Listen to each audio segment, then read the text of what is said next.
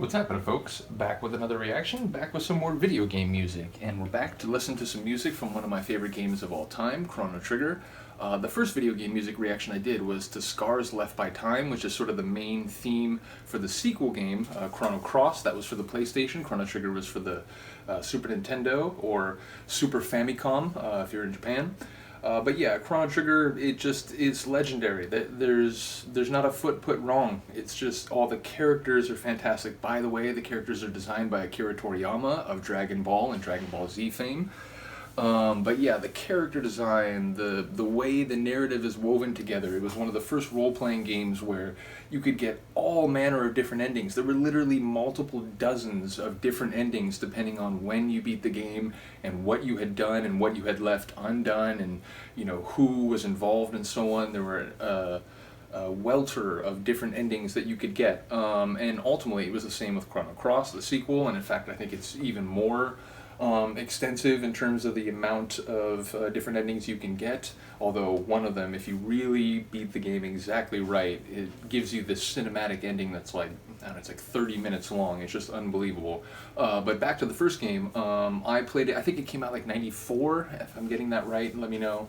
But yeah, so I was like 14, maybe 15 by the time I was playing it, and it just made a huge impact on me, and not only again, did I love the story and the gameplay, but the music was as memorable as anything else. And there's not a single track that's not great and well suited to the environment in which it is heard. So we're going to listen to a tune called Schala's theme, Schala being a character in the game. And there's it's a time traveling game. You go to different time periods and you're trying to fix things, by fixing them in an earlier era, and ultimately you're trying to resolve problems for people in different times that are all related to this sort of parasitic alien organism that is like sapping the life force of the planet and the living things on it. But there's a sort of long past, like I think it's like 12,000 BC is the numerical descriptor it's given in the English translation, but it's sort of this very highly advanced time period because the people have found a way to use magic and to integrate it with technology and so on. But it's sort of this like decadent, ultimately like poisoned society and civilization because it's drawing its power and its magical abilities from this parasitic organism, which is ultimately just biding its time to destroy everything, which it does. There's sort of a cataclysm at the end of the time, this 12,000 BC that you go to.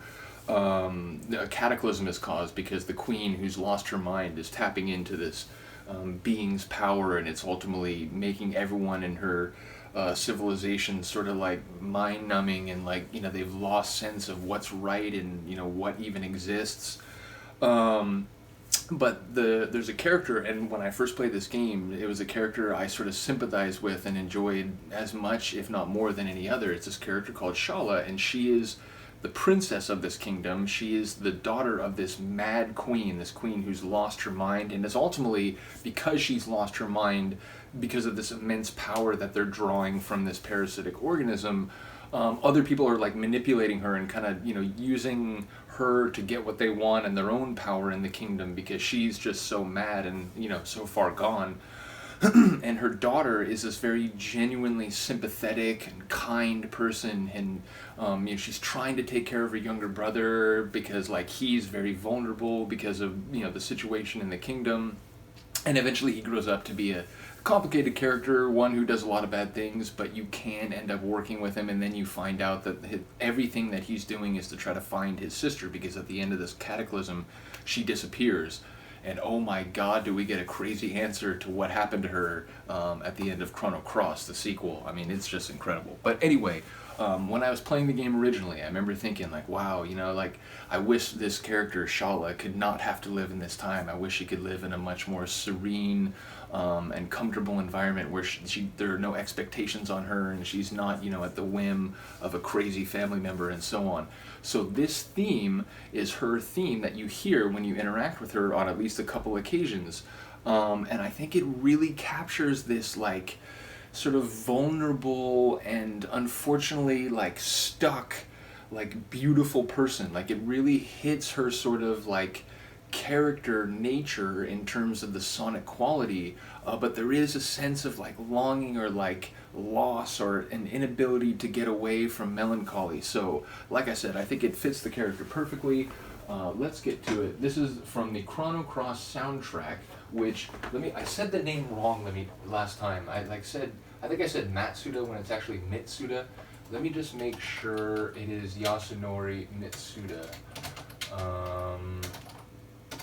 Okay, so the game's music is Yasunori Mitsuda. That's right. Okay, so here we go. This is the track Schala's theme from the Chrono Trigger soundtrack from 1995.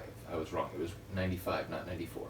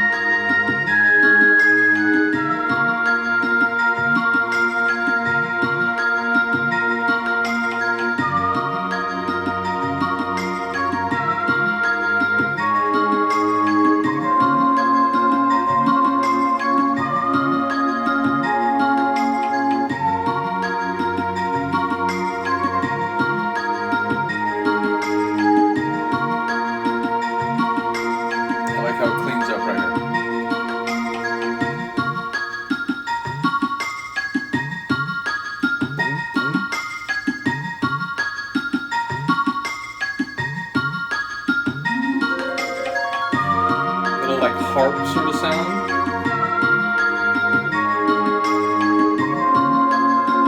But there's a melancholy, right? There's a sadness. Even though it is fundamentally sort of beautiful and a serene sort of melody.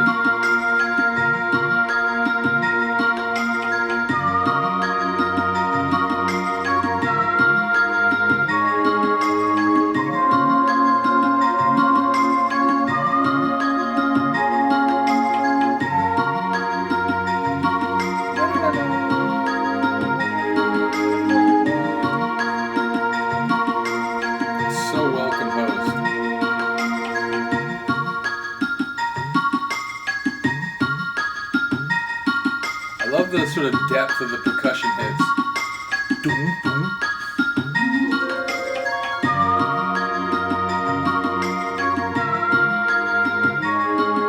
I think it fades right